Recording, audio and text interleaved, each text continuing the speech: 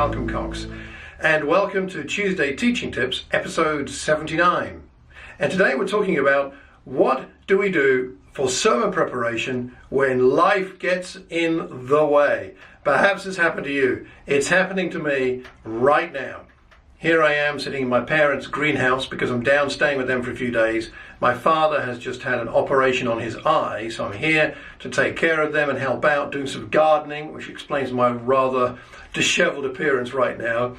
But I did want to take this opportunity to record this episode of Tuesday Teaching Tips because I'm in the middle of a situation where I don't have as much time to prepare my lesson for Sunday as I would like. Sermon is coming up. We're looking at the trial of Jesus in Luke. And I would love more time. I just don't have it. There's nothing I can do. It's not my parents' fault. It's not my fault. Life gets in the way sometimes. So what do we do regarding sermon preparation when we're in this spot? Someone asked me a few years ago, I was doing a preaching workshop. They asked me, how much time do you spend on sermon preparation? And I said, well, on average, probably at that point in my life, 10 to 15 hours a week. And they rolled their eyes and said, well, what hope is there for us?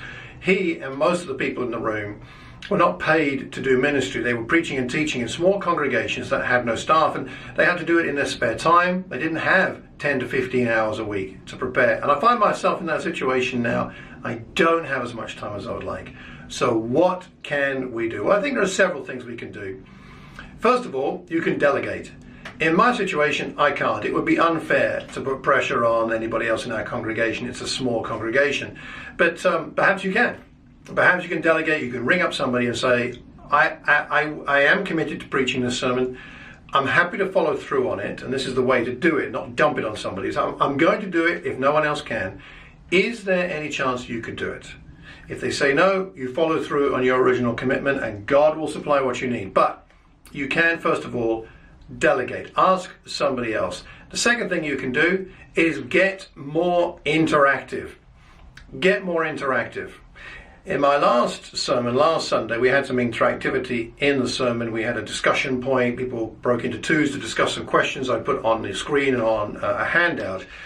And it struck me that one of the people who was visiting that day, who had not been to our congregation before in particular, remarked to somebody else in the congregation how much that helped them to have interactivity and discussion as part of the sermon. They themselves are a teacher, and I suspect that may be one of the reasons they value it. But could you have more interactivity? This Sunday, part of my solution for my lack of preparation is to have more interactivity. We're going to read the whole trial of Jesus, and then we're going to break into a couple of groups to discuss the rights and wrongs of what happened in the trial. And then I have enough time to prepare some application of the passage and a little bit of introduction and conclusion. But the body of it will be small group discussion and working on the meaning of the passage. So that is a powerful thing to do. And in my opinion, more interactivity in our sermons is usually a good thing.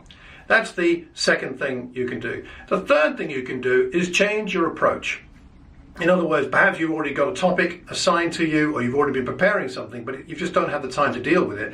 Well, why not go back to a topic that you know a lot about? Instead of looking at a new passage with new ideas, go back to something that you have a lot of conviction about. In fact, you could probably speak eloquently for 20 minutes or so without any preparation because you know the topic. Perhaps you have a specialism in worship or faith or evangelism or prayer or something like that, and you know your topic. Be careful to use the scriptures well. Don't just spout what you're thinking, but you do know the right passages to apply. And so go back to something familiar that you have a lot of conviction about. The fourth thing you can do is re-examine an old topic with an old sermon outline. You may have preached before on a particular topic and you have a sermon outline and you can adapt it. Don't just redo a whole sermon word for word. That's probably not the best idea. It won't have freshness for your congregation. But go back to an old outline and pull out some things that will be particularly relevant to the group you will be speaking to. Leave out some other things that were applicable to the congregation you first spoke to about it. And just go back over an old sermon and pull out the bits that will help the group that you have in front of you. So those are some ideas. What are yours? What do you do when you have very little preparation time? Life gets in the way. Illness, family needs, some situation at work, something else that you didn't anticipate just comes up. This happens. It happens to everybody. I'm sure it happened to Jesus as well.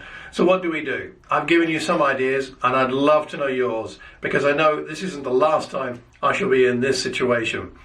And I have a favour to ask, by the way. I would really appreciate it if you could not only leave a comment wherever you hear or see this recording, but also pass this on to one other person who could benefit from these ideas, perhaps this episode, but perhaps one of the 78 that preceded, or some of the ones that, God willing, will be coming in the future. So please pass it on to one other person. And then, actually, I do have one more favour to ask, and that's, please pray for my father. He's had his eye operation. It seems to have gone well, but you never know with these things, and he's in the early days of recovery and healing for that. So please pray that his eye is healed fully. I'd very much appreciate that. Thanks so much for watching. I'm very grateful. Until the next time, I hope you have a terrific Tuesday and a wonderful week. God bless.